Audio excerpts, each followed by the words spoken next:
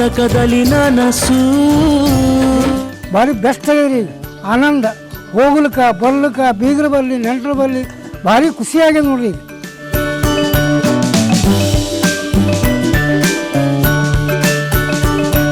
ಹಳ್ಳಿಗಳಿಗೆ ಕಾಂಕ್ರೀಟ್ ರಸ್ತೆ, ಗ್ರಾಮೀಣ ಅಭಿವೃದ್ಧಿಗೆ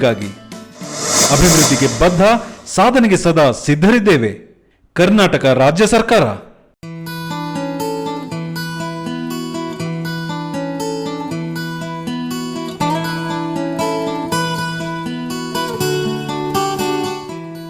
ಲಕ್ಷ್ಮೀಪತಿಯವರು ವೃತ್ತಿ ರಂಗಭೂಮಿ ಹಾಗೂ ಹವ್ಯಾಸಿ ರಂಗಭೂಮಿಗಾಗಿಯೇ ತಮ್ಮ ಜೀವನವನ್ನು ಮುಡಿಪಾಗಿಟ್ಟವರು.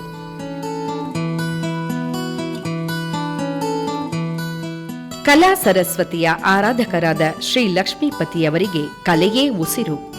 ಕಲೆಯಲ್ಲಿ ಹೆಸರು ಮಾಡಬೇಕೆಂದು ಕಲೆಗಾಗಿಯೇ ಜೀವನವನ್ನು ಸವೆಸಿದಂಥ ವ್ಯಕ್ತಿ.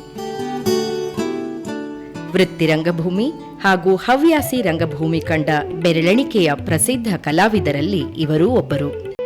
ಲಕ್ಷ್ಮೀಪತಿಯವರು 1946 ನವೆಂಬರ್ 8ರಂದು ಬೆಂಗಳೂರಿನ ಸಜ್ಜನರಾವ್ ಸರ್ಕಲ್ನಲ್ಲಿರುವ ಸರ್ಕಾರಿ ಆಸ್ಪತ್ರೆಯಲ್ಲಿ ಜನಿಸಿದರು. ಇವರ ತಂದೆ ಶ್ರೀ ವೆಂಕಟಪ್ಪನವರು.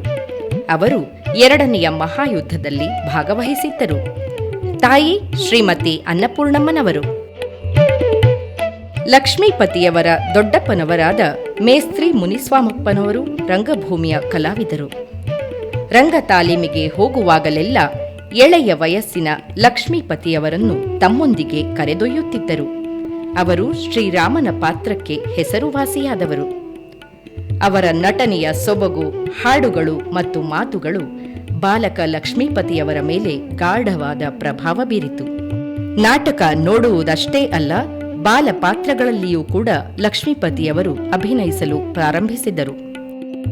ನನ್ನ ದೊಡ್ಡಪ್ಪನವರು ಶ್ರೀರಾಮನ ಪಾತ್ರದಲ್ಲಿ ಅದ್ಭುತವಾಗಿ ಅಭಿನಯ.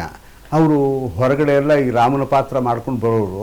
ನಾನು ಬಾಲ್ಯದಲ್ಲಿ ಅವರು ಹಾಡು ಆಡೋವಾಗ ಆ ರಾಮ ಸೀತೆನ ಆಹ್ಲಾದಕರವಾಗಿ ಆಕೆನ ನೆನೆಸ್ಕೊಂಡು ದುಃಖ ವೇದನೆಯಿಂದ ಹೇಳ್ತಿರೋ ಹಾಡುಗಳು, ಸಂಭಾಷಣೆಗಳೆಲ್ಲ ಕೇಳಿದಾಗ ನನಗೆ ಏನು ಇಷ್ಟೊಂದು ಸೊಗಸಾಗಿದೆ ಈ ಸಂಭಾಷಣೆ, ಮತ್ತು ನಾವು ಮಾತಾಡೋದು ಯಾಕೆ ಹೀಗಿದೆ ಅಂತ ನನಗೆ ಅವಾಗಲೇ ಆಶ್ಚರ್ಯ. ಅದನ್ನು ನಮ್ಮ ದೊಡ್ಡಪ್ಪರನ್ನು ವಿಚಾರಿಸಿದಾಗ ಅವ್ರು ಹೇಳೋರು, ಇಲ್ಲಪ್ಪ ಇದು ಪೌರಾಣಿಕ ನಾಟಕಗಳಲ್ಲಿ ಹೀಗೆ ಇರೋದು, ಕನ್ನಡದ ಭಾಷೆ ಸೊಗಸು ಆಗಿದೆ, ಇದು ನಾವು ಆಡುಭಾಷೆಯಲ್ಲಿ ನಾವು ಸಾಮಾನ್ಯವಾಗಿ ಮಾತಾಡೋದ್ರಿಂದ ಅದು ಹಾಗನ್ನಿಸುತ್ತೆ ಅಂತ ಹೇಳೋರು. ಇವರು ಪ್ರಾಥಮಿಕ ಹಾಗೂ ಪ್ರೌಢ ಶಿಕ್ಷಣ ವಿದ್ಯಾಭ್ಯಾಸ ಮಾಡಿದ್ದು ಬೆಂಗಳೂರು ಚಾಮರಾಜಪೇಟೆಯಲ್ಲಿರುವ ಹಳೆ ಕೋಟೆ ಸರ್ಕಾರಿ ಶಾಲೆಯಲ್ಲಿ. ಅವರಿಗೆ ಓದಿನಲ್ಲಿ ಆಸಕ್ತಿ ಇದ್ದರೂ ನಟನೆ ಅವರ ಮೈ ಮನಸ್ಸನ್ನು ಆವರಿಸಿತ್ತು. ಹಾಗಾಗಿ ಅವರು ಬಾಲ ಕಲಾವಿದರಾಗಿ ರಂಗಭೂಮಿ ಪ್ರವೇಶಿಸಿದರು. ಅವರ ಮೊದಲ ನಾಟಕ ಸಾವಿಲ್ಲದ ಸಮಾಧಿ. ಅಂದಿನ ಪ್ರಸಿದ್ಧ ವೃತ್ತಿ ರಂಗಭೂಮಿ ಕಲಾವಿದರಾದ ಗುಬ್ಬಿ ವೀರಣ್ಣ, ಸುಬ್ಬಯ್ಯ ನಾಯ್ಡು ಮುಂತಾದವರ ಕಂಪನಿಗಳಲ್ಲಿಯೂ ಇವರು ಅಭಿನಯಿಸಿದ್ದಾರೆ. ಇವರ 2ನೆಯ ನಾಟಕ ಸಿದ್ದಯ್ಯ ಪುರಾಣಿಕರ ಭಾರತವೀರ. ಅಲ್ಲಿಂದ ಅನೇಕ ನಾಟಕಗಳಲ್ಲಿ ಉತ್ತಮ ಪಾತ್ರಗಳನ್ನು ನಿರ್ವಹಿಸುವುದಕ್ಕೆ ಅವಕಾಶಗಳು ಹುಡುಕಿಕೊಂಡು ಬಂದವು. ಈ ಮಧ್ಯೆ ಓದಿನಲ್ಲೂ ಮುಂದಿದ್ದ ಲಕ್ಷ್ಮೀಪತಿಯವರಿಗೆ ಪ್ರತಿಷ್ಠಿತ HALನಲ್ಲಿ ನೌಕರಿ ಸಿಗುವುದು ಕಷ್ಟವಾಗಲಿಲ್ಲ. ತಂದೆ ಶ್ರೀ ವೆಂಕಟಪ್ಪನವರು ಮಗನ ಕಲಾರಾಧನೆಯ ಬಗ್ಗೆ ಕಾಳಜಿ ವಹಿಸಿದ್ದರು. ಮುಂದೆ ಮದುವೆಯಾದರೆ ಕಲಾ ಜೀವನ ಮೊಟಕಾಗುವುದೆಂದು ಹೆದರಿದ್ದರು. ಆಗ ಬಹಳ ಅಪರೂಪವಾದ ಘಟನೆ ನಡೆಯಿತು.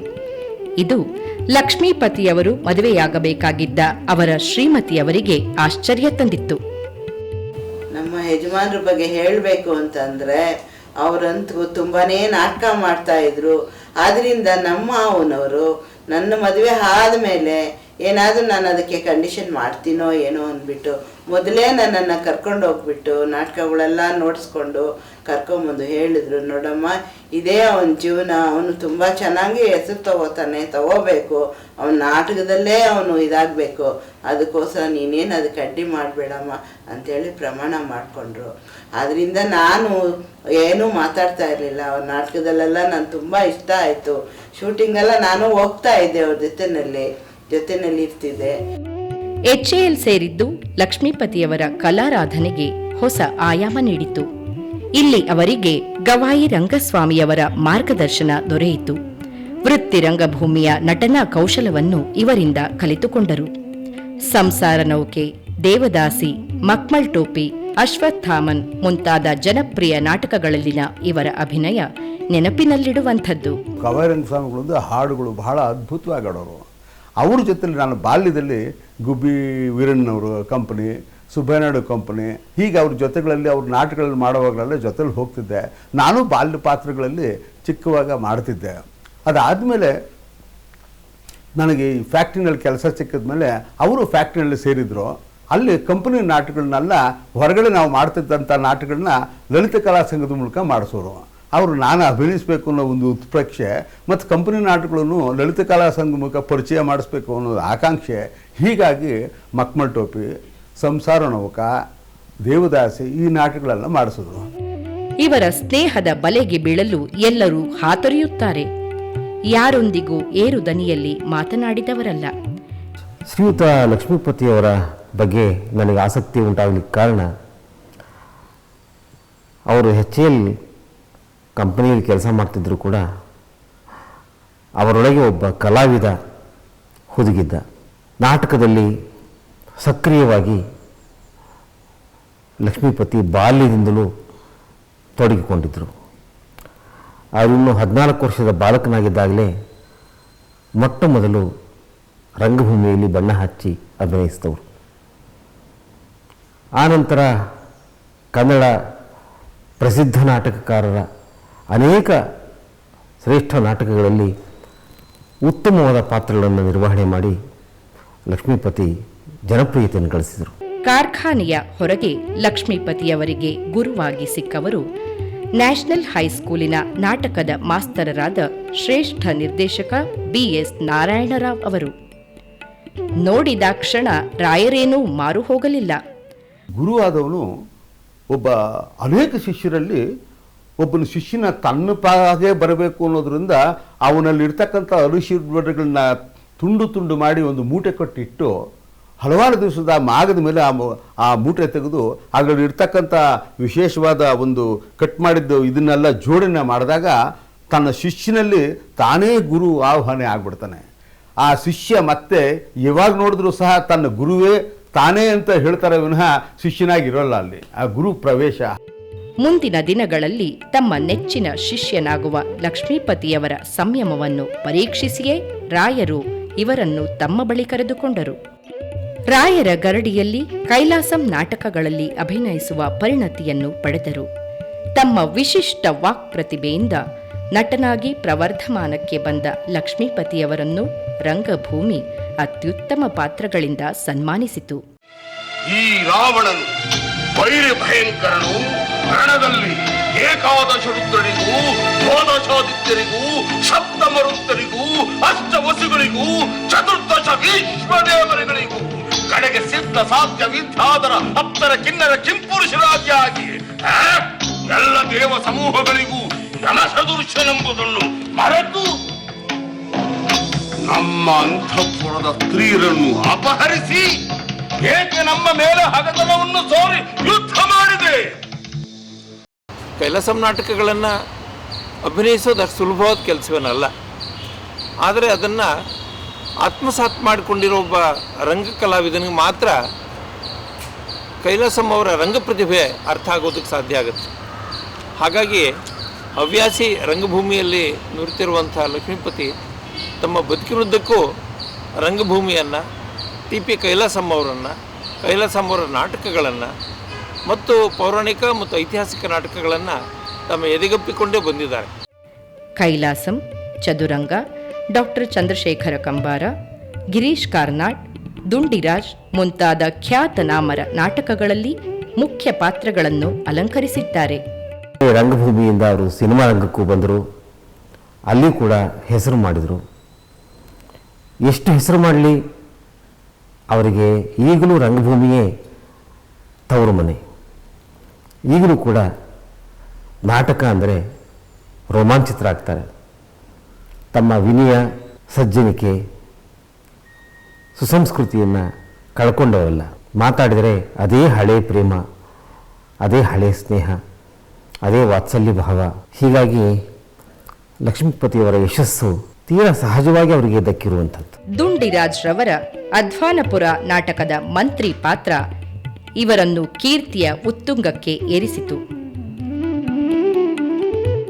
ತಮ್ಮ ನಟನಾ ಸಾಮರ್ಥ್ಯದಿಂದ ದೇಶದ ನಾನಾ ಕಡೆಗಳಲ್ಲಿ ನಾಟಕಗಳನ್ನು ಪ್ರದರ್ಶಿಸಿ ಪ್ರಶಂಸೆಯನ್ನು ಪಡೆದಿದ್ದಾರೆ.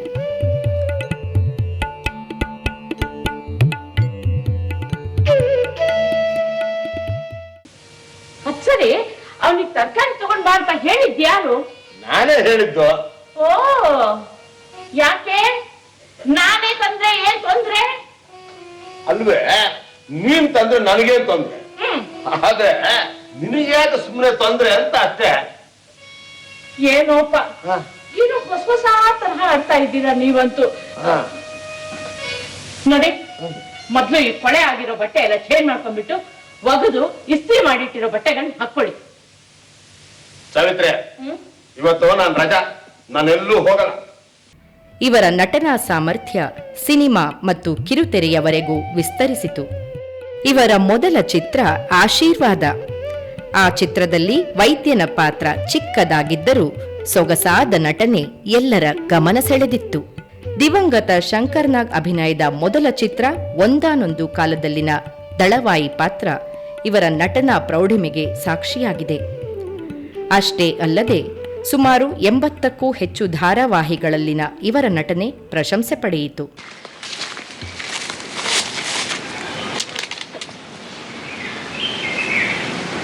ನಿನ್ನ ಹೆಸರು ರೇಖಾ ಅಲ್ವಾ? ಅಲ್ಲ ಸರ್, ನನ್ನ ಹೆಸರು ಸುರೇಖಾ. ನೀವು? ಇನ್ಸ್ಪೆಕ್ಟರ್ ಪ್ರಭಾಕರ್. ನಮಸ್ಕಾರ ಸರ್. ಎಲ್ಲಿಂದ ಬೆಂಗಳೂರಿಗೆ ಬಂದಿದ್ದೀಯಾ? ಯಾವ ಘನಕಾರ್ಯ ಇದೆ ಅಂತ ಬಂದಿದ್ದೀಯಾ?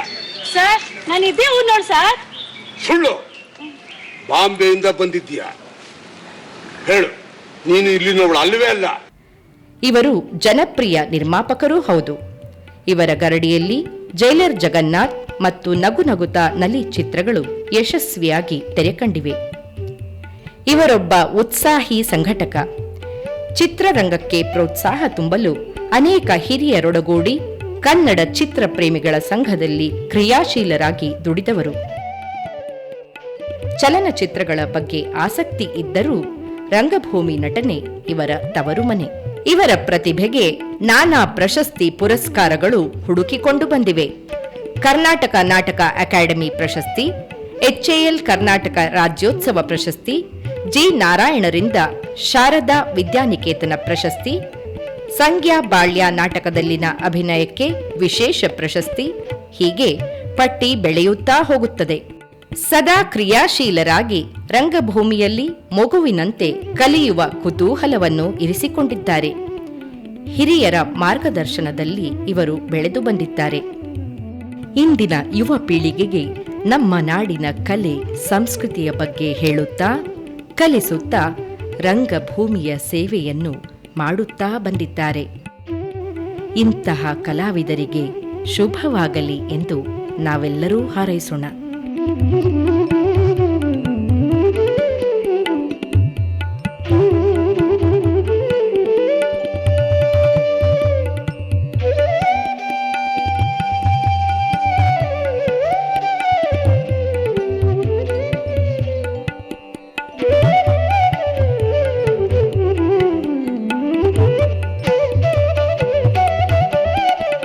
ಗಾಂಧೀಜಿ ಕನಸು ಕರ್ನಾಟಕದಲ್ಲಿ ನನಸು. ಈಗ ಜರ ಅನುಕೂಲ ಆಗ್ಯಾದ್ರಿ, ಇಲ್ಲೇ ಮನ್ಯಾಗ ಕಟ್ಟಿದೇವು. ಒಂದು ಮರ್ಯಾದೆ ತಗೊಂಡಪ್ಲೆ ನಮ್ಮ ಮರ್ಯಾದೆ ನಾವು ಕಾಯ್ಕೊಂಡಪ್ಲೆ ಅನುಕೂಲ ಆಗಿದೆ. ಕುಟುಂಬದ ಗೌರವಕ್ಕಾಗಿ ಮನೆಗೊಂದು ಶೌಚಾಲಯ. ಅಭಿವೃದ್ಧಿಗೆ ಬದ್ಧ, ಸಾಧನೆಗೆ ಸದಾ ಸಿದ್ಧರಿದ್ದೇವೆ. ಕರ್ನಾಟಕ ರಾಜ್ಯ ಸರ್ಕಾರ.